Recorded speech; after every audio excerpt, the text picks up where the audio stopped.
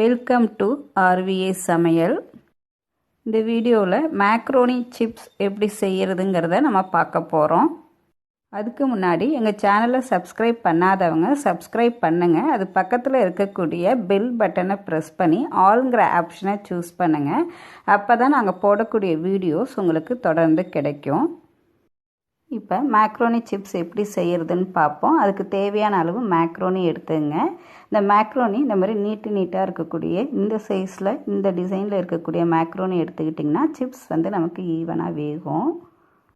இப்போ அடுப்பில் 1 cup மேக்ரோனிக்கு 3 cup அளவு தண்ணி எடுத்துங்க. தண்ணி எடுத்துகிட்டு அதுக்கு தேவையான அளவு சால்ட்டு போட்டுட்டு 1 டீஸ்பூன் அளவு ஆயில் போட்டு இப்போ மேக்ரோனியை அதில் போடுங்க. போட்டு நல்லா வேக விடணும். ஸோ தண்ணி நல்லா கொதிக்கணும். ஸோ ஃப்ளேம் ஹை ஃப்ளேமில் வச்சுட்டே வேக விடுங்க. 3 to 4 மினிட்ஸ்க்கு அப்புறம் மேக்ரோனி வெந்துடுங்க. ஸோ வெந்த உடனே இதை நம்ம ஃபில்டர் பண்ணி எடுத்துக்க வேண்டியது தான்.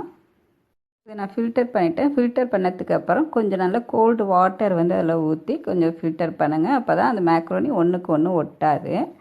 ஸோ நான் ஃபில்டர் பண்ணிவிட்டேன். நல்லா அந்த தண்ணி வடியணும். வடித்ததுக்கு அப்புறம் நான் அதை ஒரு பிளேட்டில் எடுத்துக்கிறேன்.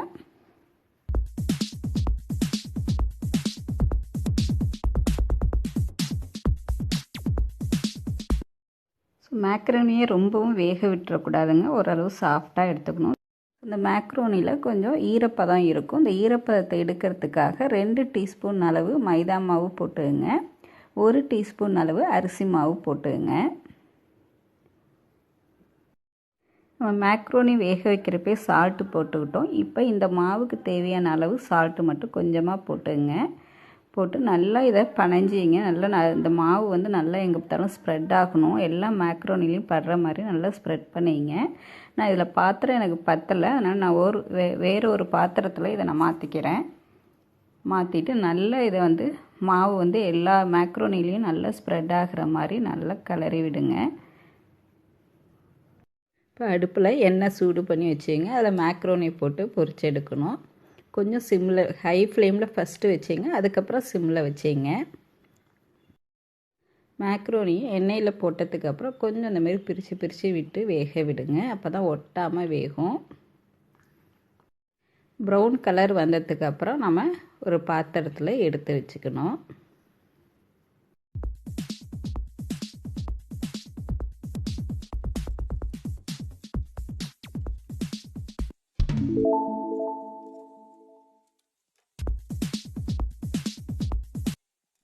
ப்ரௌன் கலர் வந்ததுக்கப்புறம் ஆயிலை ஃபில்டர் பண்ணி எடுத்துங்க.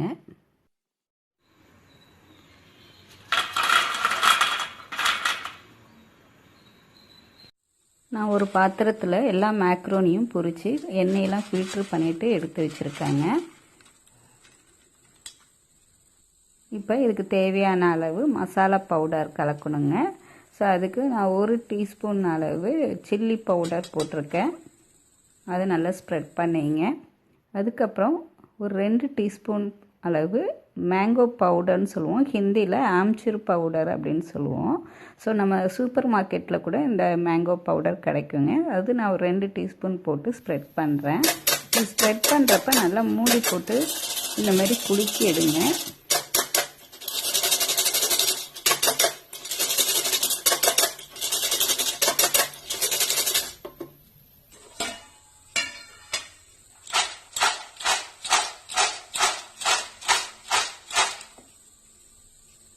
இப்போ எல்லா மசாலா பவுடரும் நல்லா இதோட மிங்கிள் ஆகிருக்குங்க. இதை எடுத்து டேஸ்ட் பண்ணி பார்க்க வேண்டியது தான்.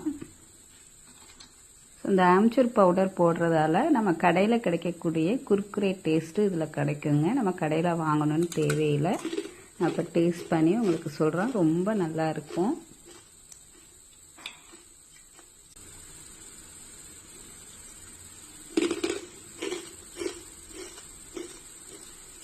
உங்களுக்கு இந்த ரெசிபி பிடிக்கும்னு நினைக்கிறேன். ஸோ மறக்காமல் சப்ஸ்கிரைப் பண்ணுங்கள், லைக் பண்ணுங்கள், உங்கள் ஃப்ரெண்ட்ஸ் அண்ட் ரிலேட்டிவ்ஸ்க்கு ஷேர் பண்ணுங்கள். தேங்க்யூ.